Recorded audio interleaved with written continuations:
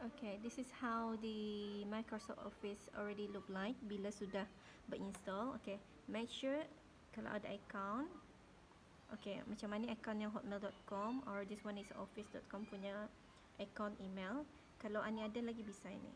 Okay. Alright, now how do you start the Microsoft Excel? You go to plus button here and then it will show you ada Microsoft Word, Microsoft Excel, and this one is PowerPoint. So you go to Microsoft Excel. Now this is what I'm going to ask you to do.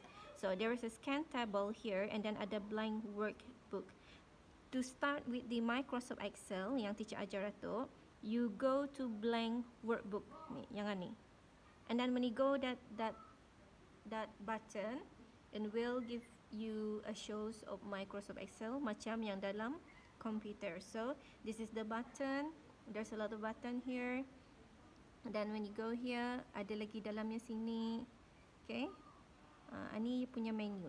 Macam mana cara menunya tu? Textbook. This one, the textbook. And then you just type. Like that. Okay. If you have any question, you can always ask me through WhatsApp. Good luck.